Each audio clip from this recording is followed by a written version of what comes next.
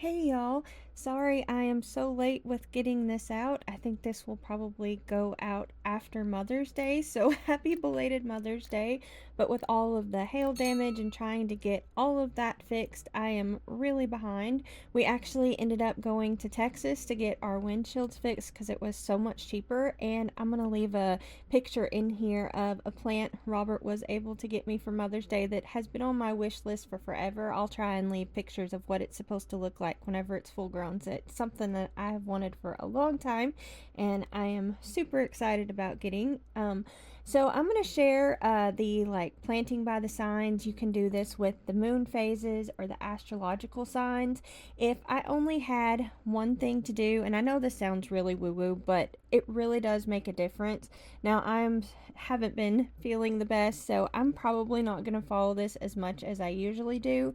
So I'm just going to do the best that I can. We ended up picking up a few plants, and unfortunately it was like over $30, and we just got a few plants. So I'm really regretting not just spending the time and starting my plants, but I just haven't felt the best, so I'm just trying to do what I can. But anyways, we're gonna go ahead and start going over some of this stuff. So if I only had one thing to choose, I would choose the moon phases.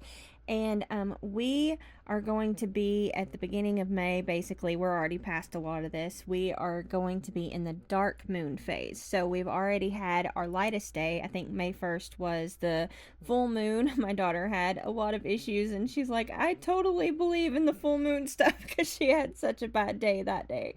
But yeah, so the first was the full moon, and so since that is our lightest day, we're going to be going from light to dark, and that means we're going to be in the dark moon phase, and that's when you plant your below ground plants. And then we're going to change on the moon changes here on the 16th. We're going to change from dark to light moon, and that's like a new moon. This is like your darkest day. So we are going to then be on the light moon phase, and this is when you do your above ground crops, and we're going to stay in the light moon phase. I believe it was all the way until the 2nd, if I'm not, or maybe the 30th. I'm not sure. I'll double check this and make sure. I thought I got it right and checked everything, but I forget things. So anyway, so I will double check and make sure. This is going to be a free template on Notion. If you have that, it's completely free, and I've pretty much changed all of my planning onto Notion. It's just so much faster and easier for me since I've been sick, especially with like doctor's appointments and stuff. So that's the main thing I do is the moon phases if possible. Now this basically just, in my opinion, it just helps your garden to have an even better chance, and I feel like you have better harvest and things like that is the main things that I've noticed. So we're going to just briefly go over some of these things. Scorpio, the secrets, is always going to be very fertile no matter where it falls. It's an above ground phase or a below ground phase. We've already missed those days. We have fertile, Sagittarius the thighs, Capricorn the knees, and this is super simple. All these signs are always going to mean these exact same things. So Aquarius the leg is also fertile, and it just varies. Some of the astrological signs are 2 days, sometimes they're 3 days, sometimes they're 4 days. That's like the trickiest part to this. So then after that, we're going to have very fertile days, and Pisces the feet is always very fertile. So this is like the best of the best days, and your fertile days are like good days or so-so days.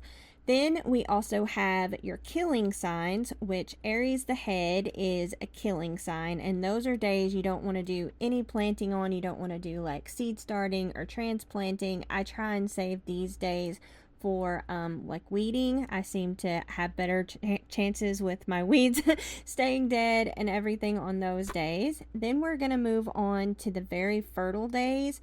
This is Taurus the next, so that's always very fertile. So this is like the best of the best days of the dark moon phase. So we're finishing up that. So if you have any of those below ground plants like your potatoes, sweet potatoes, radishes, beets, all those types of things, those are best to get in here. And then we're going to change into the light moon phase. And for a lot of people, this is like the prime time to get in your summer garden.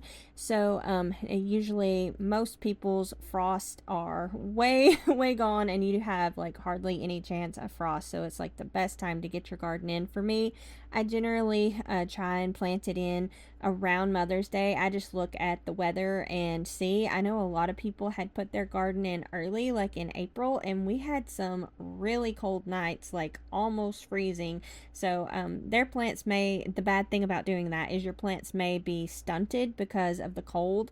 So that's just a thing to keep in mind. I try and err on the side of caution, especially if I am growing all the plants and put so much time into it. I try and do really good and wait until there is no chance of frost. I basically baby them, in other words.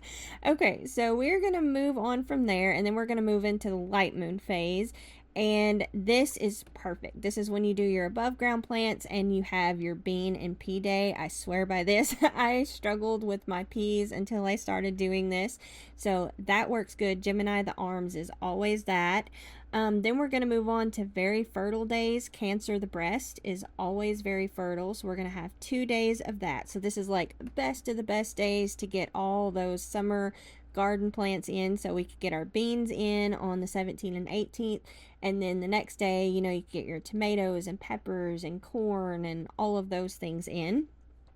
Then we're going to have the 21st and the 22nd. Those are killing days. And this one is Leo the heart.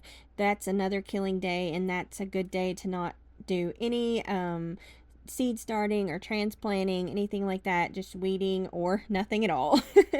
And then after that, we're going to move into the flowering days, and this is in the above ground or light moon phase, so that works out perfectly. So Virgo the bowels is always a flowering day. That's going to be 3 days from the 23rd to the 25th. We got Libra the rains. That's also a flowering day. So we have all of those.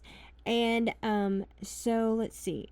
That is all going to be in the above ground phase. So, that's what I was going to say. I knew I was going to say something. Some people say that they don't like to plant their vegetables on these days. I've tried it and I'm kind of on the fence of if there's much of a difference. Some people say they just flower and they don't fruit as much. I haven't noticed too much with that, but you can experiment. That's kind of the fun thing about this, is just to experiment with it and see what you find.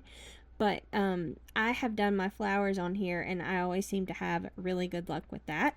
So after that, we're going to move on to Scorpio the secrets. And if you pay attention here, we just are basically repeating the same thing. We go from Libra the rains, which is flowers, to Scorpio the secrets. And Scorpio is always a very fertile day.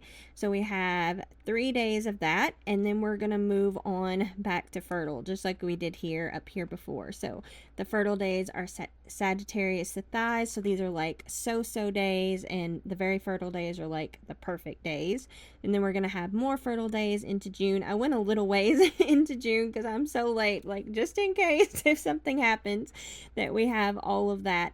And the moon phase also changes. I believe it's the 2nd. I will try and update this. For some reason it didn't update the way I wanted it to. I'll get it all sorted before I post it onto Notion, but I believe the moon phase changes on the 2nd. Whenever the full moon is, that's when it will change from the dark moon phase to the light moon phase. Okay, so also another thing I like to keep on here is my garden to-dos. These are like just things like reminders, so hopefully I don't forget. I do not always get all of these things done. This is more of like a reminder for me. So I usually try and make sure we get all of our garden plants in, and then once you do that, you gotta water them and fertilize them and weed them, and then there's like harvest and stuff like that. All kinds of different things to remember to do. These are, y'all can always add to this, take away. This is just for me. I'm in southern Arkansas, so this is like the things that are ready for me as far as harvest and flowering. I like to try and keep things flowering. I'm still working on that, but maybe one day I'll have it where something's always flowering. But that's like my little garden to-dos. I'm going to add that in too, and y'all can change that to whatever works for y'all. But that is basically how we do the planting by the signs, the moon phases, and the astrological signs. It's really easy. You just keep repeating the same process. So I hope this helps. I hope that y'all have a wonderful garden this year. Thanks so much for watching. Don't forget to like, comment, and subscribe. We'll see you next time. Bye. It's called rosemary. What you're holding? A powerful herb. Mixed with any sort of tonic, it has healing properties, could just about aid any sort of cough. High in prudence. Father says the village is humming with suspicion that I'm a witch. He mistakes my passion for botany as the work of the devil. If only he knew. You want to meet me back here at midnight? We must dance among the trees. Wear your finest white gown. If you need me, I'll be at the quarry.